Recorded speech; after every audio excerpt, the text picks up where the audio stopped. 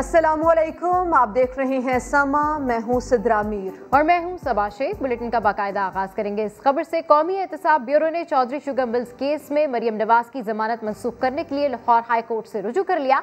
नैब के मुताबिक मरियम नवाज ने रियासत मुखालिफ प्रोपेगेंडा किया, मुसल्लह अफवाज के खिलाफ बगावत पर उकसाया, अदलिया की तस्हीह की गई, तहकीकात के लिए बुलाया तो दफ्तर पर हमला करवा दिया। अब मरियम नवाज जमानत की मुस्तहिक नहीं रही। हाई कोर्ट का 2 रुकनी बेंच 15 मार्च को समाअत करेगा। इसी सारे मामले पर देखिए शाहिद हुसैन की रिपोर्ट। मरियम नवाज का जारहाना अंदाज, हुकूमत और रियासती इदारों को निशाना बनाया। जवाब में नैब भी हरकत में आया। दोबारा गिरफ्तारी के लिए हाई कोर्ट से रुजू कर लिया। दरख्वास्त में कहा गया चौधरी शुगर मिल्स केस में जमानत मंसूख की जाए। नैब के मुताबिक हुकूमत की रिट को चैलेंज करना, अदलिया की तस्हीह, धमकियां देना और अफरा तफरी पैदा करने के इकदामात के बाद मरियम जमानत की मुस्तहिक नहीं रही। उधर लीगी रहनुमा अता तारर कहते हैं मरियम नवाज को जमानत हाई कोर्ट ने दी है, अब नैब को दोबारा रुजू करने की क्या जरूरत है। जो लाहौर हाई कोर्ट ने बेल दी थी वो मेरिट पे दी थी और तमाम तर चीज़ों को जानते बूझते हुए नैब की डिविजनल बेंच ने वो बेल दी और उसमें मरियम नवाज शरीफ साहिबा के खिलाफ कोई एविडेंस नहीं आया। नैब को हाई कोर्ट से रुजू करने की क्या जरूरत पड़ी जबकि बेल हाई कोर्ट ने ग्रांट की है। नैब की दरख्वास्त में ये भी कहा गया है कि मरियम नवाज अवाम को मुसल्लह अफवाज के खिलाफ उकसा रही हैं। उन्हें तहकीकात के लिए नैब ऑफिस बुलाया तो कारकुनों के जरिए नैब के दफ्तर पर हमला करा दिया। नैब ने इस्तदा की कि अदालत 31 अक्टूबर 2019 को जमानत देने का हुक्म वापस ले और गिरफ्तारी का हुक्म जारी करे। साथी रिपोर्टर दानियाल उमर के साथ शाहिद हुसैन, समा, लाहौर। मरियम नवाज की जमानत मंसूखी की दरखास्त पर लीगी रहनुमा शाहिद खाकान अब्बासी बरस पड़े।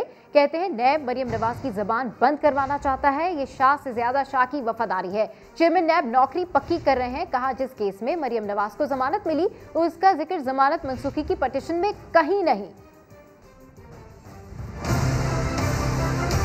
नैब ये चाहता है कि मरियम नवाज साहबा की ज़बान बंदी की जाए। ये एहतसाब का इदारा नहीं है, ये इंतकाम का इदारा है, ये सियासत खेलने का इदारा है। चेयरमैन नैब को नौकरी चाहिए, नौकरी बढ़ानी है। आज कोशिश ये है कि शाह से ज्यादा शाह का वफादार हो।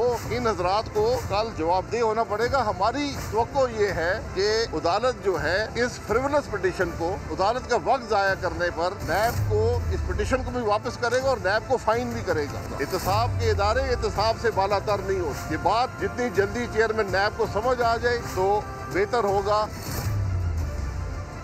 चेयरमैन और डिप्टी चेयरमैन सेनेट के इंतखाब में शिकस्त के बाद आसिफ जरदारी, नवाज शरीफ और फजलुर रहमान में राबता हुआ। अपोजिशन रहनुमाओं में आइंदा के लाएअमल पर मुशावरत हुई। मौलाना ने साफ कह दिया अब तो लॉन्ग मार्च और इस्तीफे ही आखिरी हरबा रह गए हैं। पीपल्स पार्टी 7 वोट मुस्तरद किए जाने के खिलाफ पीर को अदालत जाएगी। उस्मान खान की रिपोर्ट। नंबर्स गेम में बढ़तरी के बावजूद चेयरमैन और डिप्टी चेयरमैन सेनेट के इंतखाब में बाजी कैसे पलट गई। पीडीएम की सफों में पाकिस्तान से लंदन तक तशवीश। आसिफ जरदारी, नवाज शरीफ और मौलाना फजलुर रहमान के एक दूसरे से राब्ते। पता लगाएं किन अपोजिशन अरकान के सादिक संजरानी से करीबी ताल्लुकात हैं। पीडीएम में शामिल तीनों बड़ी जमातों के बड़ों का इत्तफाक। क्या चेयरमैन सेनेट के इलेक्शन के नताइज के खिलाफ अदालत जाना चाहिए? इस पर भी मशावरत की गई। फजलुर रहमान का कहना था ये भी देखेंगे कि मौलाना अब्दुल गफूर हैदरी को अपोजिशन के कम वोट क्यों मिले। मौलाना ने साफ कह दिया कि अब तो लॉन्ग मार्च और इस्तीफों के सिवा कोई रास्ता नहीं बचा। हतमी फैसला मंगल के रोज पीडीएम के सरबराही इजलास में मुतवक्के। संजरानी से मात खाने वाले यूसुफ रजा गिलानी की भी आसिफ जरदारी और बिलावल भुट्टो से मुलाकात। तय पाया कि पीपल्स पार्टी 7 वोट मुस्तरद करने का फैसला पीर को इस्लामाबाद हाई कोर्ट में चैलेंज करेगी। कानूनी टीम तश्कील। बिलावल भुट्टो ने कहा कि वोटों पर डाका पीडीएम को तकसीम करने की साजिश है। पार्लियामेंट समेत हर फोरम पर इसका मुकाबला करेंगे। उस्मान खान, समा, इस्लामाबाद। और जानिए बड़ी जीत बड़ी पार्टी। वोट और नोट की इज्जत का प्रचार करने की बजाय अवाम के मसाइल हल करने की तरफ तवज्जो दी जाए। चौधरी शुजात हुसैन ने अपोजिशन और हुकूमत को मशवरा दे दिया। एक बयान में चौधरी शुजात ने कहा हुकूमत और अपोजिशन हार जीत पर भंगड़े डाल रही है और अवाम भूख और महंगाई की चक्की में पिस रहे हैं। महंगाई और बेरोजगारी को कंट्रोल ना किया गया तो किसी को हार जीत का फायदा नहीं होगा। उनका कहना था कि सियासी मुतासरीन को चाहिए कि वो असेंबलीज को छोड़ें और अदालतों के हाथों में बोरिया बिस्तर ले जाएं।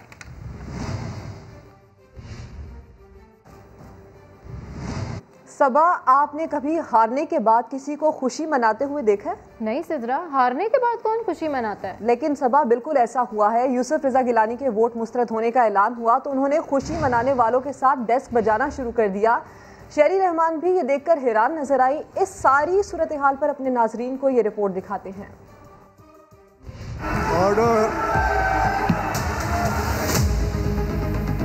ये है सेनेट कहानी। बड़े खुश थे गिलानी कि अपनी होगी हुक्मरानी। अब नतीजा आने को था, सबको डाइस से हटाया जा रहा था। Only polling agents. गिलानी के polling agent Farooq H Naik का इत्मीनान देखकर यूं लगा जैसे वो शहरी से कह रहे हो, मैं हूं ना, जब नाइक है तो क्या फिक्र, ना करो गम, अपने वोट नहीं कम। 7 ballots in which the marking instead of the box, the stamp has actually been affixed on the name of Sayyid Yusuf Raza Gilani, and they are rejected. They are rejected. उधर presiding officer ने गिलानी के vote मुस्तरद होने की खबर सुनाई, इधर अपनी शिकस्त पर भी गिलानी ने खुशी में डेस्क बजाई। अरे सुन तो ले भाई, They are rejected. They are rejected. आपके वोट मुस्तरद हुए हैं, आप क्यों खुशी मना रहे हैं? पीछे वाले डेस्क बजा रहे हैं तो साहब साथ साथ खुद भी खुश हुए जा रहे हैं। इधर शेरी रहमान सुनकर ऐलान, फिर देखकर गिलानी को खुशी से निहाल, कंफ्यूज हो गई कि अनोखी है ये मिसाल, गुस्से में डाइस पर आई। इधर वो फारूक एच नाइक जो सबको मुतमईन करा रहे थे, अब तो बोल भी नहीं पा रहे थे। बोलने नहीं दे रहे मेरे को, बोलने नहीं दे रहे मेरे को, ना पहले बोलने। इधर था गम तो उधर खुशी से शिबली ने भरा दम, हाथ उठाकर फूले न समाए, संजरानी की पीठ थपथपाकर खुशी से चिल्लाए। मगर ये खुशी शहरी हजम न कर पाई, जब किसी ने ना सुनी तो मुसद्दिक मलिक को शिकायत लगाई। बड़ी जीत की खुशी में बड़ी पार्टियां शुरू हो गईं। वज़ीर आला बलूचिस्तान ने नौमुंतखब चेयरमैन और डिप्टी चेयरमैन और हुकूमती इत्तेहाद के सेनेटर्स के एजाज़ में ज़ोहराना दिया। वज़ीर आज़म ने भी चेयरमैन और डिप्टी चेयरमैन को मुबारकबाद दी। इस्लामाबाद से उस्मान खान की report. Senate chairman, deputy chairman और अरकान के एजाज में बड़ा खाना। बलूचिस्तान के वज़ीर आला जाम कमाल की मेहमान नवाजी।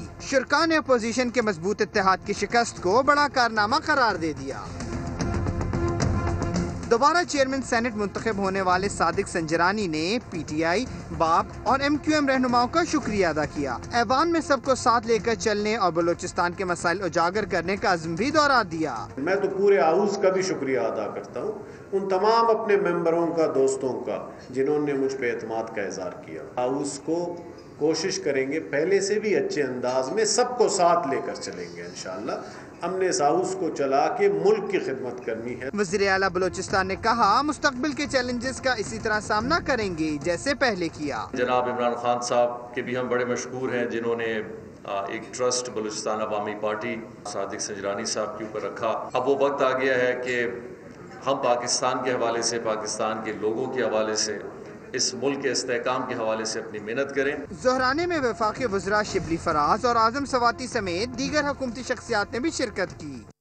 चेयरमैन सेनेट इलेक्शन में गलत ठप्पा लगाने की कहानी क्या है? सेक्रेटरी सेनेट ने पीपी रहनुमाओं को बार बार समझाया कि नाम पर ठप्पा नहीं लगाना है, मगर शिकस्त के बाद सईद गनी ने सेक्रेटरी पर ही इल्जाम लगा दिया। सेक्रेटरी सेनेट ने कहा क्या था और पीपी वालों ने क्या समझा, ये इस रिपोर्ट में जानते हैं।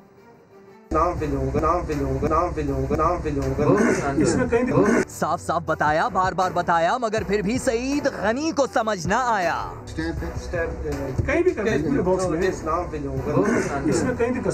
मगर अब सईद गनी हार का सारा मलबा सेक्रेटरी सेनेट पर डाल रहे हैं। एग्जैक्टली अल्फाज से कि नाम के ऊपर मोहर लगाते हैं,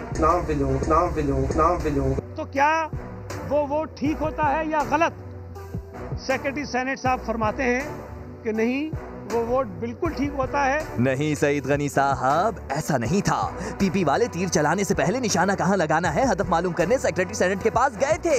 तो सेक्रेटरी साहब ने क्या कहा और फारूक एच नाइक, शेरी रहमान और सईद गनी ने क्या समझा, ये देखिए। कहीं भी कर सकते हैं, बॉक्स में इसमें कहीं भी कर सकते हैं। शेरी रहमान ने तो कलम से पेपर पर लिखकर भी समझ लिया था।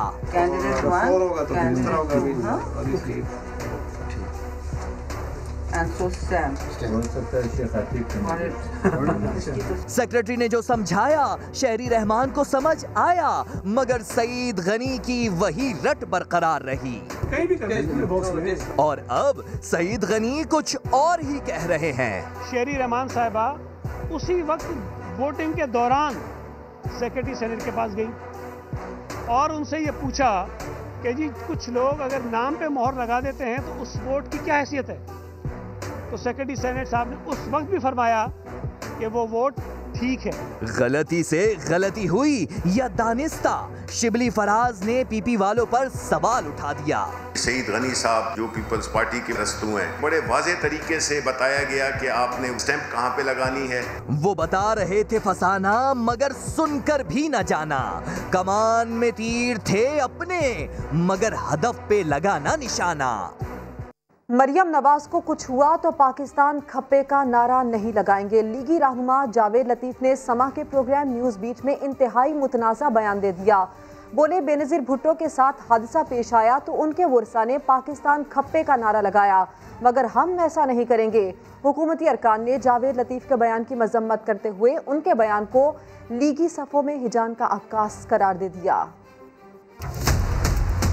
मुस्लिम लीगी रहनुमा मियां जावेद लतीफ का समा के प्रोग्राम न्यूज़ बीट में इंतहाई मुतनाज़ा बयान। अगर खुदा न खास्ता मरियम नवाज शरीफ को कुछ हुआ तो हम पाकिस्तान खप्पे का नारा नहीं लगाएंगे। जो लोग इसमें मुलव्वस हुए, पाकिस्तानी कौम उसको कटहरे में लाएगी। जावेद लतीफ के इस बयान पर हुकूमती हलकों से आया सख्त रद्द अमल। फिरदौस आशिक अवान ने कहा जावेद लतीफ का बयान मुस्लिम लीगी सफ़ों में हिजान की अक्कासी कर रहा है। बिल्ली थैले से बाहर आ गई है। हमजा शहबाज शरीफ का सियासी अमूर को अपने हाथ में लेना, जाली राजकुमारी और उसके दरबारी और हवारियों को सख्त नागवार गुजर है। वफाकी वजीर गुलाम सरवर खान ने मुस्लिम लीगी रहनुमाओं के मुतनाज़िया बयानात की मजम्मत की। भरपूर मजम्मत करते हैं उसकी इस सोच की, उसके इस अमल की, उसके इस गुफ्तगू की, उसके इस इल्ज़ाम की। वफाकी वजीर फवाद चौधरी ने भी जावेद लतीफ के बयान की मजम्मत की। ट्वीट में लिखा कि जावेद लतीफ जैसे नून लीगी रहनुमाओं की पाकिस्तान से वफादारी सिर्फ एक इलेक्शन तक महदूद है। ये हार जाएं तो मुल्क के खिलाफ साजिशें करने लगते हैं। मुस्लिम लीग नून के रहनुमा ने सेनेट इलेक्शन हारने के बाद मुल्क मुखालिफ बयान दिया। पीटीआई रहनुमा मुराद सईद कहते हैं कि आज नून लीगी रहनुमा प्रेस कॉन्फ्रेंस कर रहे थे तो लगा कि कोई मुआफ़ी या निदामत होगी, मगर ऐसा कुछ नहीं हुआ। ये कैसी सियासत है कि हार जाएं तो पाकिस्तान मुखालिफ बातें करें। अगर नवाज शरीफ इनकलाब लाना चाहते हैं तो पाकिस्तान वापस आ जाए। आखिरी दाव ये था कि चेयरमैन और वाइस चेयरमैन का इलेक्शन, उसके बाद इनके पास क्या बचता है? सड़कों पे मुस्तरद, सियासत में मुस्तरद, अब फिर पाकिस्तान के ऊपर, अब फिर इदारों के ऊपर। जब आप इलेक्शन हार गए तो फिर उसके बाद आपने पूरे पाकिस्तान खप्पे का नारा नहीं लगाएंगे, पाकिस्तान को नुकसान पहुंचाएंगे। मैं सोच रहा था कि कोई निदामत होगी, कोई शर्मिंदगी होगी, कोई माफ़ी होगी, लेकिन बेशर्मी की इंतहा देख लीजिए। कोई शर्म होती है यार। इंशाल्लाह पाकिस्तान रहेगा, आपकी सियासत खत्म होगी। ये प्लेटलेट्स गिर रहे हैं, दिल खराब है, गुर्दा खराब है, सर खराब है, पता नहीं क्या क्या मसला है, नहीं गया तो मर जाएगा। वो दवाई लेने गया था, आज तक वापस नहीं आया। इतनी बहादुरी है, इतनी गैरत है, कोई इंकलाब लाना है तो उसको कहो ना जो दवाई लेने गया था आज तक वापस नहीं आया।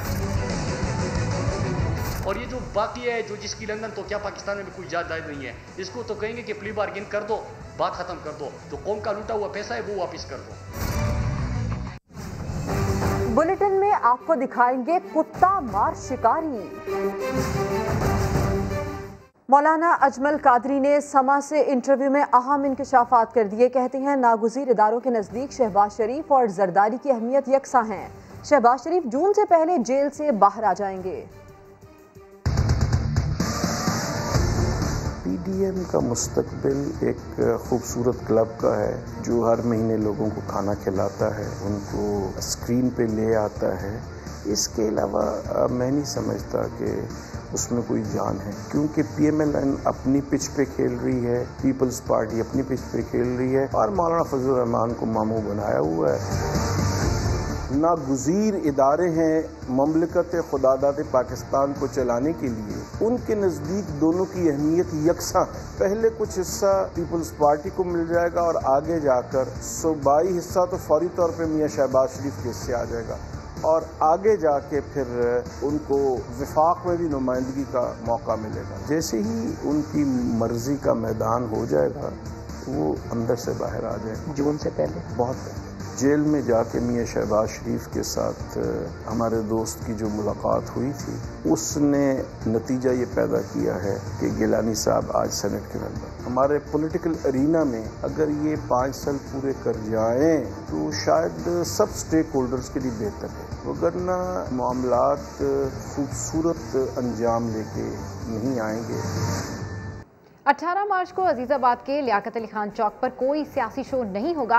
डीसी सेंट्रल के मुताबिक इंतजामिया ने किसी इज्तिमा की इजाजत नहीं दी, खिलाफ वर्जी पर कार्रवाई की जाएगी। मजीद जानते हैं मोहम्मद अली हफीज से। जी अपडेट कीजिए मोहम्मद अली हफीज, क्या एसओपीज जारी की गई हैं? जी बिल्कुल, कराची के इलाके अजीजाबाद, मुक्का चौक, लियाकत अली खान चौक जो है, यहाँ पर 18 मार्च को किसी किस्म की सियासी सरगर्मी की इजाजत नहीं दी जाएगी। इस हवाले से बाकायदा सेक्रेटरी इदारों और डिस्ट्रिक्ट एडमिशन की जो है उनका उन्होंने फैसला किया है। डिस्ट्रिक्ट कमिश्नर सेंट्रल हैं इदारे जो, उनसे जो हमारी बात हुई उनका कहना है कि ना कोई दरखास्त उनको मौसूल हुई है, ना ही उन्होंने 18 मार्च को किसी ग्रुप को जो है अजीजाबाद मुक्का चौक पर किसी सियासी सरगर्मी की इजाजत दी है। जो हमारी दीगर सरकारी हुकाम से बात हुई उनका कहना है कि 18 मार्च को मुक्का चौक, लियाकत अली खान चौक पर कोई भी सियासी सरगर्मी दिखाई दी, कोई भी सियासी सरगर्मी करता दिखाई दिया तो उसके खिलाफ कानून के मुताबिक सख्त कार्रवाई होगी। जबकि 18 मार्च को अजीजाबाद कानून के मुताबिक सख्त कार्रवाई की जाएगी। अली हफीज, अपडेट करने के लिए शुक्रिया। एक्सपो सेंटर कराची में लाइफ स्टाइल फर्नीचर की नुमाइश देखने शहरी उमड़ आए। स्वाद के कारीगरों के तैयार करदा फर्नीचर तवज्जो का मरकज बने हुए हैं। इस हवाले से रिपोर्ट कर रहे हैं सैयद रिजवान आलम। कोरोना वबा थमी तो एक्सपो सेंटर कराची की रौनकें भी लौट आई।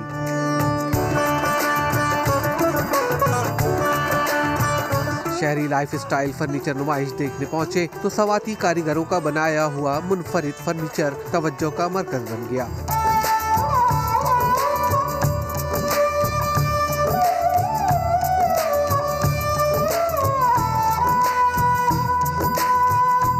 कारीगरों के मुताबिक दीदा देव फर्नीचर में किसी किस्म की मशीनरी का इस्तेमाल नहीं हुआ। सवाद की पहचान इस फर्नीचर की तैयारी में 3 मुख्तलिफ इकसाम की लकड़ी इस्तेमाल की जाती है। ये सारा हाथ का काम है, हाथ का खुदाई भी हाथ का है, ये कढ़ाई जो है। मोहम्मद जमीन के मुताबिक एक बेडरूम सेट की तैयारी में 1.5 माह का अरसा लग जाता है। इस फर्नीचर की कम से कम कीमत 15,000 जबकि ज्यादा से ज्यादा 2.5 लाख रुपए तक होती है। नुमाइश में चुनियुड, गुजरात, लाहौर, फैसलाबाद और कराची के कारीगरों के तैयार करदा दीदा देव फर्नीचर भी फरोख्त के लिए लाए गए हैं। कैमरामैन फैसल आगाही के साथ सैयद रिजवान आलम, समा, कराची।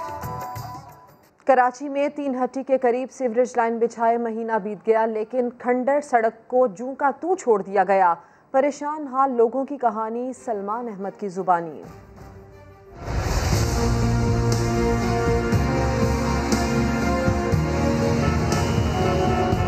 पाकिस्तान का सबसे बड़ा शहर और सबसे बड़े शहर की सबसे बर्बाद सड़क, यह है जहांगीर रोड। 3 हट्टी से गुरु मंदिर जाना किसी इम्तिहान से कम नहीं। गर्दो गुब्बार से बचें तो खुले गटर और गढ़े इस्तकबाल करते हैं। तो गटर में मेरा रक्षा किया हुआ था, जो ढक्कन जो हटा हुआ था ये अभी ला के रखा है ढक्कन भी इन लोगों ने। इससे पहले अगर ये ढक्कन रखा हुआ होता तो ये रक्षा नीचे नहीं जाता और ये 5-6 हज़ार का नुकसान मेरा नहीं होता। दुकानों में मट्टी भरी, ऐसे लग रहा है 6-6 महीने बाद दुकानें खोली और हम लोगों की हालत देखो। अपने ऑफिस में बैठे हुए एसी में, यहाँ गरीब मर रहे हैं, दुकानदार मर रहे हैं, इनको कोई फिक्र नहीं है।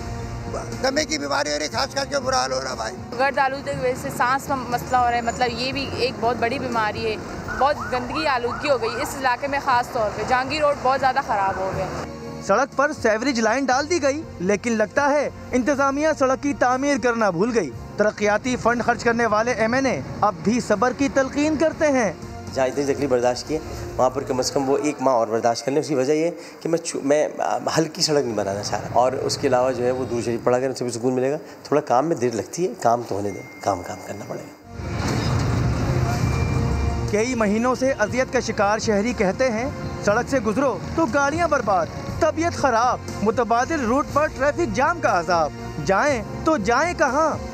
शहरी कहते हैं कि इससे पहले कि कोई बड़ा हादसा रूनुमा हो जाए, इस सड़क को बनवाने के लिए हंगामी बुनियादों पर इक़दाम किए जाए। कैमरामैन मोहसिन अली के साथ सलमान अहमद, समा, कराची। मुतवाज़न ग़िज़ा के इस्तेमाल के साथ घरेलू ख़वातीन आसान वर्जिश के जरिए अपने आप को कैसे फिट रख सकती हैं, ये जानते हैं कराची से रेहान अहमद की इस रिपोर्ट में।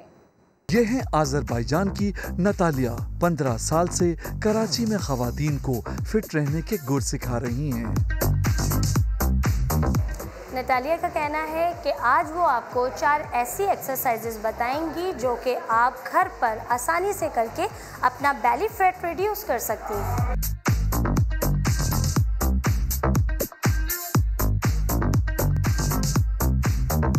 सबसे पहला स्टेप, आप अपनी बॉडी को वार्म अप करेंगे 5 to 10 minutes.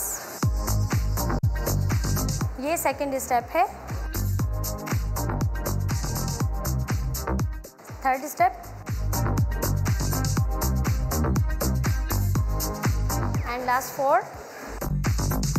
Fitness expert Natalia कहती हैं कि घरेलू ख़वातीन पेट कम करने की ख्वाहिश की तकमील चाहती हैं तो उन्हें अपनी खुराक मुतवाज़िन करना होगी। Belly fat, first reason is diet. It's normal diet, this is first. Exercise, this is second. Because if no diet, you do more exercise and you tummy will be more big. Because muscle grow, fat stay on area will be more grow. So first, this is of course proper balanced diet. थोड़ी सी मेहनत और Natalia की हिदायत पर अमल किया जाए तो हमारी घरेलू ख़वातीन भी पहले से ज़्यादा दिलकश और मुतासिरकुन नज़र आ सकती हैं। कैमरामैन मोहसिन अली के साथ रेहान अहमद, समा, कराची।